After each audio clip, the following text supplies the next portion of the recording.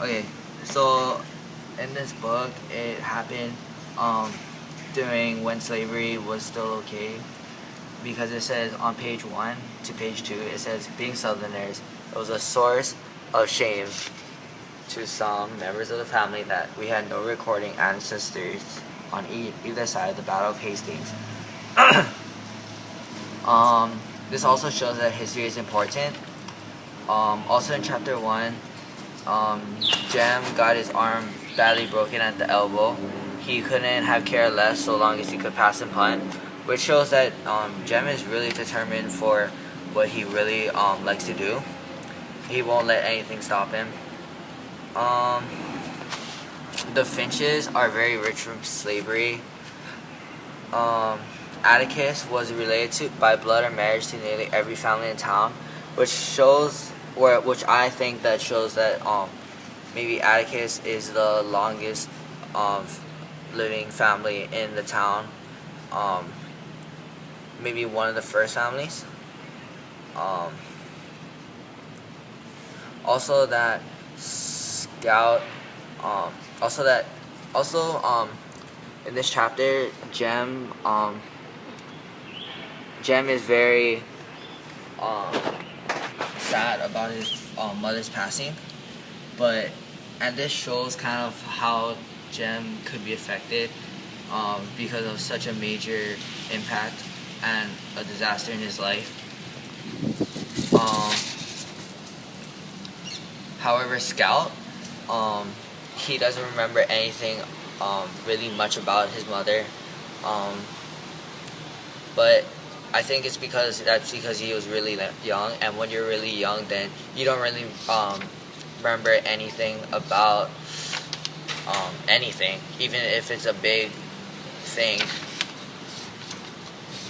So the rest of chapter 1 is just basically saying, it's just basically talking about Jem and Joe becoming friends and their memories, and just explaining the Radleys about how they never seen too much.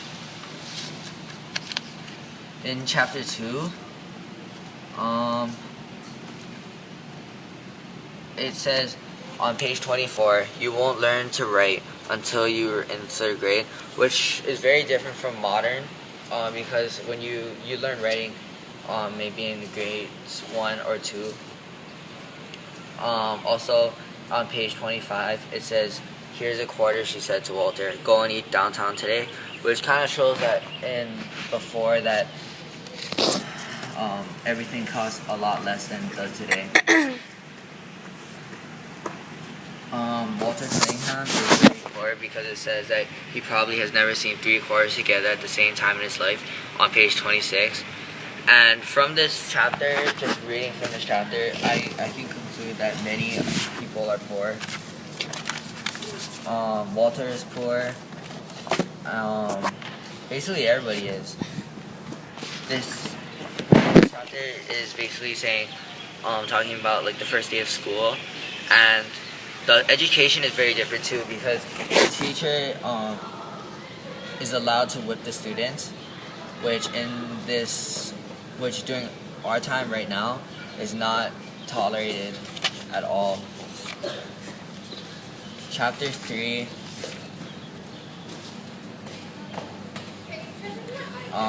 I realized that on page 36, ain't got no mother was the answer. And then after seeing this, I realized that a lot of, all of these, or a lot / most of these families don't have a mother, but however they're doing pretty good of taking care of themselves.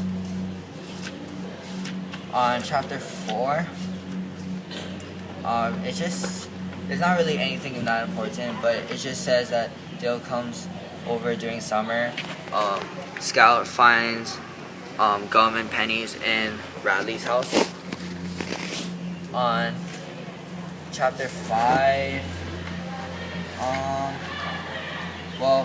it says, I put down on page 64 to 65 that Atticus is a good father. He's a very respectable man and / father. In this chapter, Jem, Scout, Dale write a letter to Radley.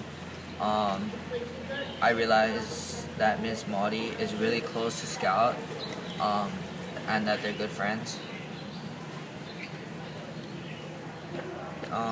Chapter 6, the first page, he was constructing a cigarette from newspaper and string, which I think that shows that Dill is very smart and resourceful. Also that it says, just think of this whole end of town, which shows that it's kind of a small town, I guess in this time period.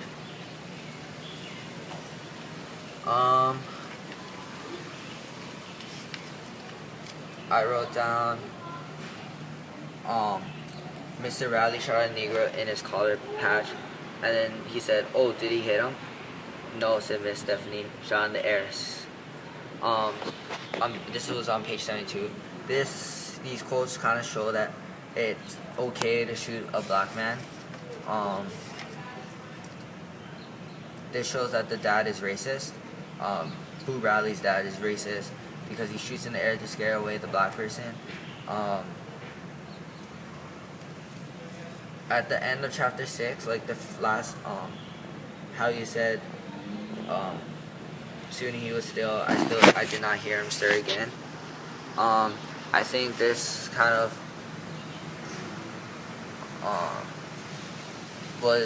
this was the accident that was, introduced to us in chapter 1. Yep. Okay, thank you.